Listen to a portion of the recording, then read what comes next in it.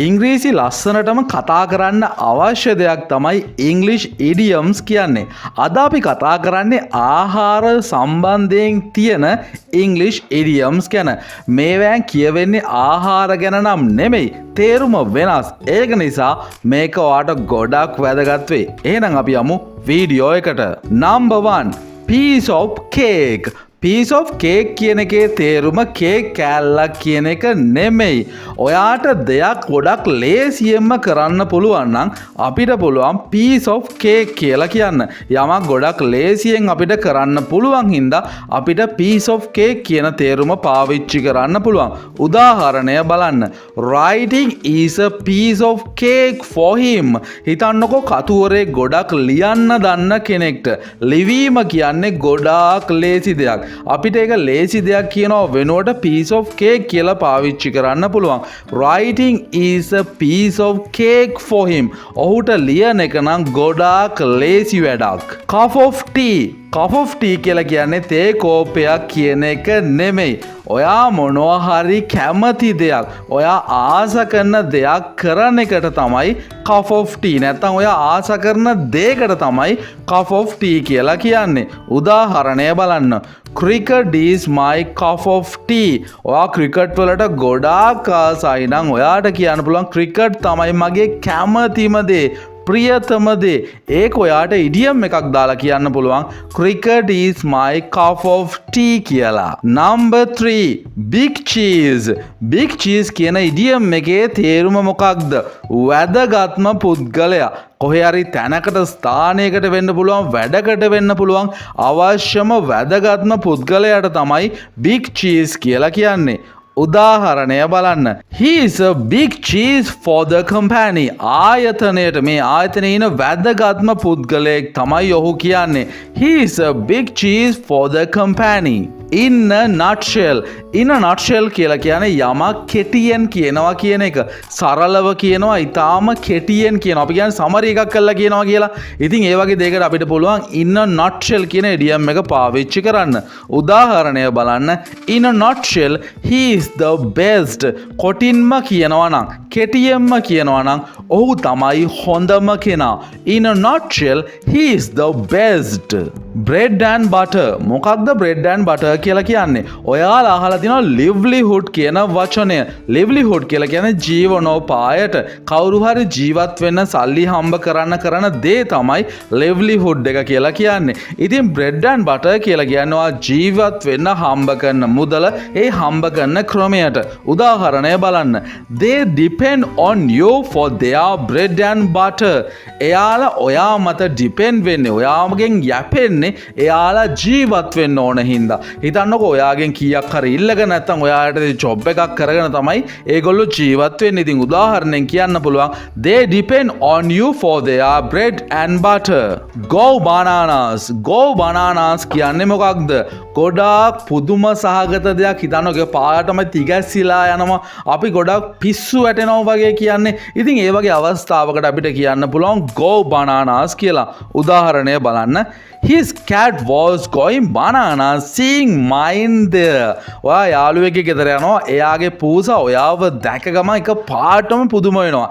ඉතින් ඒක ඉංග්‍රීසි වලින් කියන්නේ his cat was going bananas seeing mine there. එහෙ මාව දැක්කහම ඔහුගේ පූසා පිස්සු වැටුණා. Cool as a cucumber. Cucumber වගේ cool වෙන්න කියන එකද මේක කියන්නේ?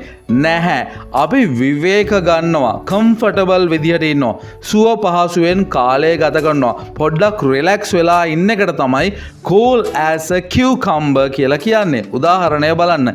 He is always as cool as a cucumber no matter what the situation is. ඔහු හැම වෙලේම ඉන්නේ relax එකේ, cool වෙලා, කිසිම කලබලයක් නැහැ, නිදහසේ ඉන්නේ. මොන අවස්ථාවක් වුණා no matter what the situation is. always මොන වැඩක් තිබ්බත් මොන අවස්ථාවක් තිබ්බත් ਉਹ හැම වෙලේම ඉන්නේ කූල් එකේ විවේකීව. soup top කියලා කියන්නේ දෙයක් අලුත් වැඩියා කරනවා, නවීකරණය කරනවා, වඩාත් යහපත් කරන එකට. උදාහරණය බලන්න. The bike is souped up with the new modification.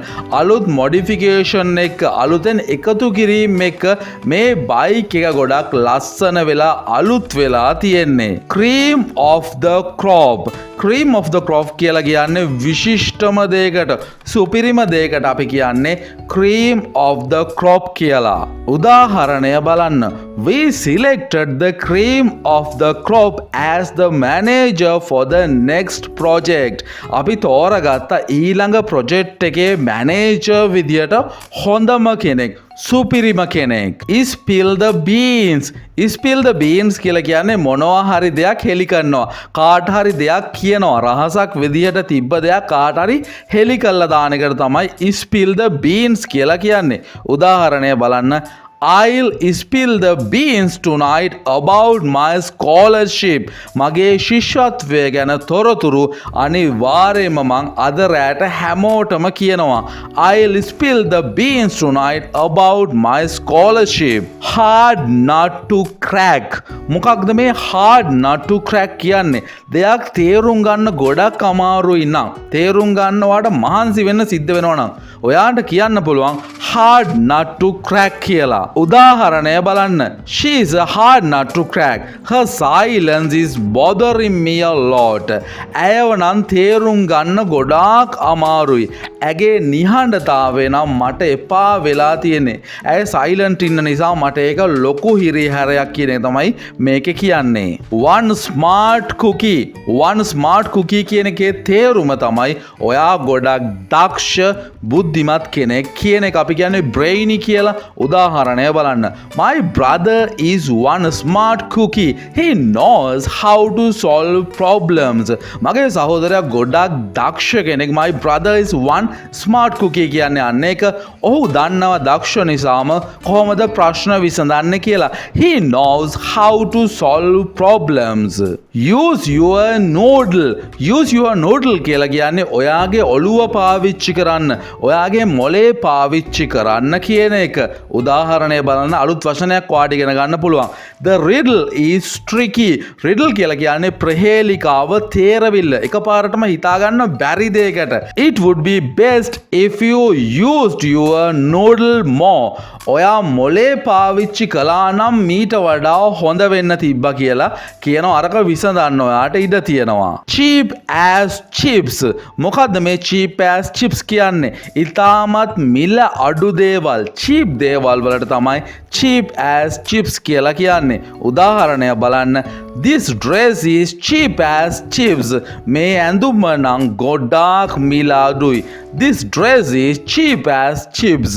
hot potato කියලා කියන්නේ ටිකක් මතභේදාත්මක දෙයක්. හිතන්නකො ගොඩක් අය කතා බහට ලක් වෙන සමාජ ප්‍රශ්නයකට තමයි බොහෝ විට hot potato කියලා කියන්නේ.